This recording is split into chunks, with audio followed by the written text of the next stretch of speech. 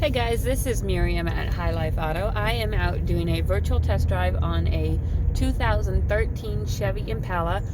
We just got this one at the auction maybe 2 weeks ago. It is the fleet model, which means that, you know, it's pretty base, and it was used for, usually it's used for like taxis or police or something like that. So if you've never been on my virtual test drives before, the way it works is I drive the vehicle on video and I tell you what I see, hear, think, smell, and feel to give you the best indication of being in the driver's seat without actually being in the driver's seat. I'm not a mechanic. This is not meant to be a 182-point inspection. Rather, this is meant to be a sneak peek into how the vehicle drives and any potential issues I notice as we're going along. And I'm driving, so that's why my eyes are all over the place. But once I get to a place where we can stop, we'll take a look around the vehicle, and then I'll try and get under the hood. We'll take a look under the hood, and then we'll go for a drive. I did just put some gas in this. I aired up the tires, checked the fluids, and all of that kind of stuff. So we should be ready to go on a test drive. So I'm going to pull over right here in a random road in Fort Madison and make people wonder what the heck I'm doing. So let's pop the hood. It's cold outside today, so I don't want to be outside any longer than I have to. And I always roll down my window because you never know when a car is going to lock on you. So here is the Impala. Looks like you've got a dent right here. You can see that. Tires are not the greatest. Probably need to be replaced pretty quickly. You've got some scratches right here. I don't know if somebody got mad and keyed it or what. But other than that, you know, a couple little dents and dings, like a little pock mark right here. But overall, it doesn't look bad. You've got some paint on the bumper. And a little crack on the bumper.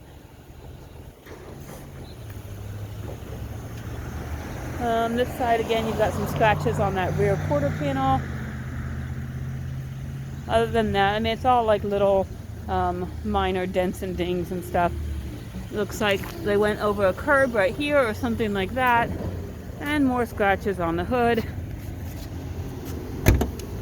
Let's see, let's get this open.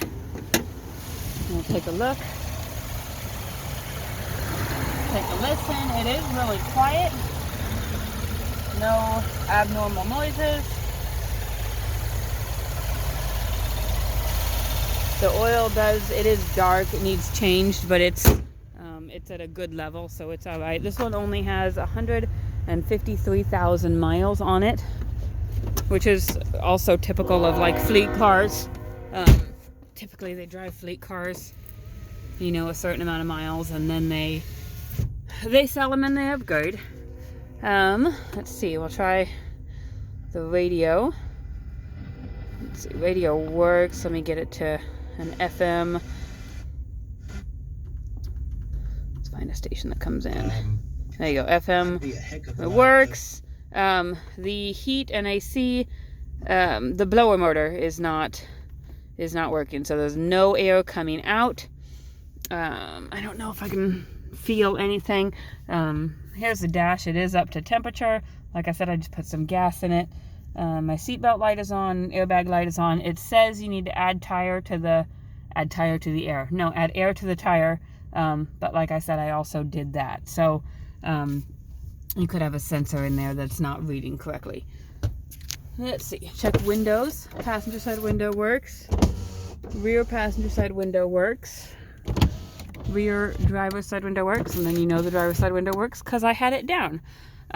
It does say the oil change needed to be done at 143, 184. And like I said, we're at 153, 384. So whether or not it was done in there, I don't know. My husband, when he changes oil, he never puts those stickers on. So you know, everybody has their own thing. But let me put my seatbelt on and get rid of this seatbelt light on there. And then we'll go for a drive. I've also got a sunroof right here. Let's see. And the sunroof works. So there is that. All right. Put my seatbelt. Actually click it in this time. And this is one of those lovely GM vehicles that it's got the spare key, and so sometimes you got to have it pointed the right direction. And like if you've ever had a GM vehicle, you know what I'm talking about. But sometimes you got to wiggle the key, and then most of the time it's just in the wrong way. So then you turn it around and it starts right up the other way. So and I don't know why. That's just a common GM thing. But we'll take it out for a drive and get it up to speed on the highway and see what we've got. I've already had it kind of in town a little bit. I didn't hear any abnormal suspension noises, struts, any of that stuff. But again, like I said, it was a fleet car. For me, typically fleet car means that it's been maintained, because when it's owned by an entity, typically they maintain it, you know, the way that it should be. I've had other guys tell me that if it says fleet on it, they'll never buy it because, you know, 800 different people drive it and nobody knows the right hand from the left hand, you know. So it kind of depends. It just, I have only seen good things from fleet cars, but everybody has their own opinion and everybody has their own experiences. So, but like I said, when I was in town, I didn't hear any suspension noises. As I'm getting higher on the highway, on the speed up, I still don't hear any suspension noises, no rattling, clicking, popping, anything like that. When I'm turning, there's no indication of any worn CV axles or ball joints or anything. Turn signals work. It's going up this hill just fine. Doesn't seem to lack any power at all. It rides smooth. You can feel that the tires probably need to be replaced. You can feel they're on maybe on the end of their life. But that's probably something you want to do before winter anyways. Looks like I am merging up here for construction. So, let's see what we've got.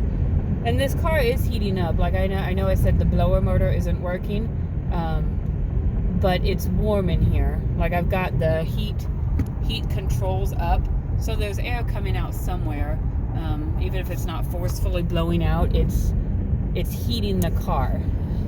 So it's not like something that, you know, in the middle of winter you're going to be sitting in your car freezing to death. It's not going to be as fast as, you know, you get in your car, you turn the blower motor up high.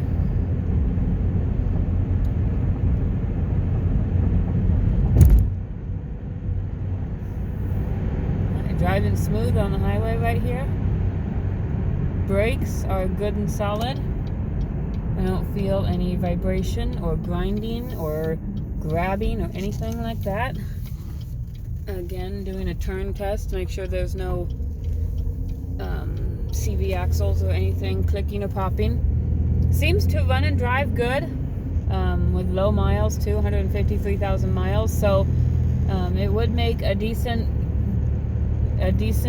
car. Chevy Impala, Chevy Malibus, those kind of cars, they're typically pretty reliable. We do usually sell quite a bit of Impalas and stuff because they're basic. It's Chevy's basic car, and not a lot goes wrong with them. So there's this car. Like I said, you've got the blower motor. Other than that, and then you've got some cosmetic stuff going on, but other than that, it seems all right. So if you can handle a little bit of dents and dings and scratches, or if you're a body person and you kind of know how to do that, then this would be a great car. It looks like it's been detailed. It's got the dealer plastic on the floor. It is just the cloth, but it looks like it's clean. So it looks like it will make a decent little go-getter. If you have any questions, you can find us on Facebook and message us. The fastest way, of course, is to send me or my husband a text. My phone number is 309-267-7200. His phone number is 309-337-1049. We can always get back to you a lot faster there, but there's also the description on our website. The description is always going to be the most updated, because as things change and as we find out new things and as we fix things, it all goes on there. So between the video test drive and the description and our phone numbers, you should be able to get any answers you need. we'll see what we can do to answer your questions, and then we will see you when you get here. Thanks, guys.